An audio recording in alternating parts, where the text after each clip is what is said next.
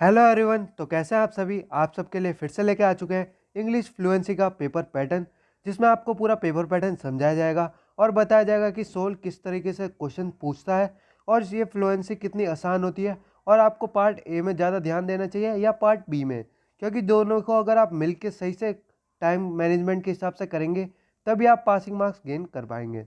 चलिए फिर वीडियो को आगे बढ़ाते हैं। अगर आप चैनल पर नए हैं तो प्लीज़ चैनल सब्सक्राइब करते हुए और वीडियो को लाइक करते हुए जरूर जाएगा। ऐसे ही बाकी दोनों इंग्लिश के लिए भी जल्दी लाएंगे, तो आप वीडियो के साथ जरूर बने रहें। देखिए, इंग्लिश फ्लुएंसी चाहे वो बीकॉम ऑनर्स हो, बीकॉम प्रोग्राम हो, बीए प्रोग्राम हो या बीए ऑनर्स हो, तो सभी के लिए सेम पैटर्न रहने वाला है। तो आप सभी के लिए वीडियो यूजफुल होने वाले हैं। चलिए फिर आगे बढ़ते हैं। जैसा कि आप सबको पता है 75 नंबर का आएगा पेपर, ये सब आपको पता ही होगा। बाकी ये चीज़ें दो पार्ट में पेपर डिवाइड होने वाला है। पार्ट ए में आपको क्वेश्चन मिलेंगे 4 या 5, उसमें से आपको करने होंगे केवल 3, और 3 क्वेश्चन ही आपके 15 मार्क्स के वेटेज रखते हैं, जो कि आपको 45 मार्क्स, मतलब अगर आप पार्ट ए भी पूरा कर लेते हो तो आप यहीं से पासिंग मार्क्स गेन कर लोगे। आपको सिर्फ 30+ लाने हैं। अगर आप यहाँ से भी पूरा कर लेते हो तो 45 आपके आराम से बन जाएंगे। तो आपको ये पता जाएगा कि आपको कौन कौन से क्वेश्चंस को अटैम्प्ट करना चाहिए, जो कि आपको मार्क्स भी दे, भले ही टाइम कंज्यूमिंग हो। चलिए फिर वीडियो को आगे बढ़ाते हैं। फर्स्ट आपका अनसीन पैसेज आने वाला है, जो कि टाइम कंज्यूमिंग ज़रूर है, पर ये आपको 15 नंबर आराम से दे के जाएगा, क्योंकि ये इंग्लिश लैंग्वेज थ्रू लिटरेचर की तरह हार्ड आने वाला नहीं है। ये फ्लुएंसी का है, तो फ्लुएंसी का आसानी आएगा। तो आप अनसीन पैसेज इसे आराम से लगा सकते हो। थोड़ा सा दिमाग लगा के पढ़ने की ज़रूरत है और क्वेश्चन का टाइप समझने की ज़रूरत है कि क्वेश्चन में पूछ क्या रहा है। तो आपको बस वही यहाँ से उठा के अब थोड़ा सा अपनी लैंग्वेज में बना के वहीं चेपना है। ये बात आपको समझ में आ गई। 2 से 3 पैराग्राफ दिए होंगे, इसी को आपको पढ़ समझ के करना होगा। चलिए मैं क्वेश्चन ही दिखा देता हूँ सीधे।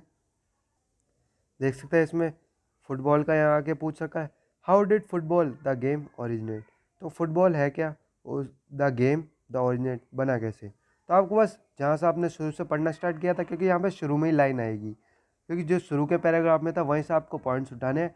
थोड़ा सा अपनी लैंग्वेज में बना के लिख देना है और ये आपको 4 नंबर आपके कहीं नहीं जाएंगे। ये तो आपको समझ में आ गई।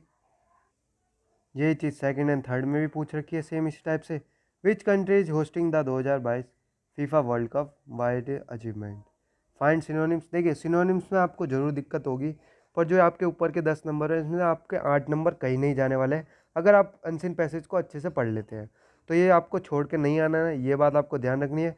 फर्स्ट क्वेश्चन जरूर अटैम्प्ट करना है, भले सिनोनिम्स में आप अटक जाएँ। तो सिनोनिम्स को आपको लास्ट में आना है, क्योंकि लास्ट में अगर आपको कोई दोस्त भी कर रहा है तो आप उसमें से टेप सकते हैं, पर अनसीन पैसेज को शुरू में आपको खुद ही लगाना है। ये बात आपको ध्यान रखनी है। अब आते हैं सेकंड पे, write a debate favouring against the motion on the given topic as per the points the following. क्या दिया है, सोशल मीडिया अब बून ऐसा कर्स। इसका मतलब होता है शराब, कि हमें जो मिला है ये एक तरीके से हमारे लिए शराब है। सोशल मीडिया मतलब गलत यूज़ करते हैं, किस टाइप से यूज़ करते हैं। देखिए, अगर आपको डिबेट इसमें जीतनी है तो आप आराम से लिख सकते हैं, काफ़ी सारे टॉपिक है, बस यही है आपको क्वेश्चन को समझ में आना चाहिए। अब इस टाइप की इन्होंने ये दे दी स्टेटमेंट, अब काफ़ी स्टूडेंट ऐसे हैं जिन्हें समझ में नहीं आएगा। तो आप इसमें देखिए दिमाग लगा के लिख सकते हैं। सोशल मीडिया के बारे में पूछा है तो कुछ गलत ही कहा होगा, ये भी हो सकता है, पर ज़रूरी नहीं हमेशा गलत ही कहा जाए, पर आप बना सकते हैं। सबसे पहले ओवरव्यू क्या है आपका इसके टॉपिक पे, और ओपनिंग सेंटेंस लिखिए। Give 2 facts and support of your opinion, right 2 question which you think your opponent may ask on the basis of your presentation. ये तो हो गया। तो आप डिबेट भी कर सकते हैं। देखिए, मैं आपके जो भी इन सारे डिबेट आर्टिकल राइटिंग इन सब का एक फॉर्मेट तैयार कराऊंगा, तो मैं उसको अगली वीडियो में ले आऊँगा, तो आप टेंशन मत लीजिएगा। ठीक है, ये तो होगा आपका सेकंड क्वेश्चन, जो कि आपको मार्क्स गेन करा देगा आराम से। आपको ये जरूर बात ध्यान रखनी है, इंग्लिश का पेपर है तो सारे आपके ट्रेंडिंग टॉपिक ही पूछे जाएंगे। ऐसा कोई चीज़ नहीं पूछी जाएगी जो आपसे बिल्कुल अलग हो। तो जो भी चल रहा है करंटली, उसी के बारे में आपको पूछा जाएगा। देखिए, your cousin is seeding admission in Delhi university, he she is confuse about the course. इसके ऊपर आपको लेटर लिखना है, advertising informing about the university. तो मैं आपको दे दूंगा टेंशन मत कीजिए, फॉर्मल इन्फॉर्मल लेटर का फॉर्मेट क्या होता है। Dialogue between two friends in at least 10 turns, discuss them future goals and aim in life and how them plan to achieve them. देखिए, डायलॉग में आपको दिक्कत आ सकती है, अगर जिनको अच्छी से प्रैक्टिस है डायलॉग लिखने की तो वो उसमें घुसेगा, क्योंकि इसमें काफ़ी जगह कंफ्यूज करना पड़ता है सामने वाले को और आपको, क्योंकि देखिए दोनों जगह आपको खुद को रहना है, तो इसमें बंदा खुद भी कंफ्यूज हो जाता है। तो आप आ सकते हैं आंसर नंबर 5 पे, जो कि आपका right a paragraph, education of the girl child is important, जो कि मैंने आपको बताया पहला पैराग्राफ, दूसरा डिबेट कीजिए और तीसरा पैराग्राफ पे आ जाइए आप। चाइल्ड इज इम्पोर्टेंट, तो सीधे आपको जितनी भी नॉलेज है एजुकेशन ऑफ गर्ल के बारे में कि आजकल क्या चल रहा है और कैसे चल रहा है, तो बस वही आपको सारी यहाँ टेप देनी है। तो आपको डायलॉग में तो बिल्कुल घुसना ही नहीं है, ये बात आपको ध्यान रखनी है। और अगर आपको लेटर का फॉर्मेट पता है तभी आप उसमें घुसेगा। तो पार्ट ए में डायलॉग के अंदर नहीं जाना है, ये बात आपको ध्यान रखनी है। और एक बात ध्यान रखिए, ये हमेशा सेम फॉर्मेट में नहीं आएगा। यहाँ पे कुछ और भी आ सकता है, जो पार्ट बी में दिया हो वो पार्ट ए में आ सकता है, और पार्ट ए में दिया हो पार्ट बी में आ सकता है। तो ये बात आपको ध्यान रख के चलनी है। मतलब आपको 2 से 3 चीज़ तो चॉइस में रखनी है कि एक ना आए तो मुझे दूसरा आता है, तो वो मैंने यहाँ से उठा लिया। अब आते हैं पार्ट बी पे। अब मैंने आपको पार्ट ए का 4 क्वेश्चन बता दिए जो आपको उठाने, पैराग्राफ, लेटर और आपका हाँ डिबेट बता दिया। और डायलॉग तो मैंने आपको मना ही करा, नहीं करना है, डिबेट बता दिया। और आपको एक जो आपका अनसीन पैसेज होता है वो मैंने बता दिया। अब आता है पार्ट बी में, इसमें भी आपको 3 क्वेश्चन नहीं करने हैं, जो आपके होने वाले हैं 10-10 नंबर के। पहले 15 नंबर के था, ये सारे 10-10 नंबर के। Right a summary of the comprehension passage given in this section.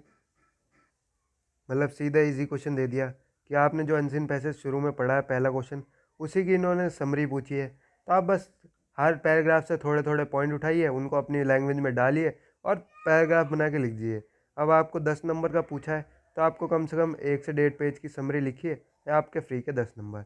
अब ये बात रही समरी पूछे तो आपको ये छोड़ के बिल्कुल नहीं आनी है। अब पूछ लिया है, ड्राफ्ट पूछ लिया है, तो ड्राफ्ट का फॉर्मेट पता होगा तभी आप लिख सकते हैं।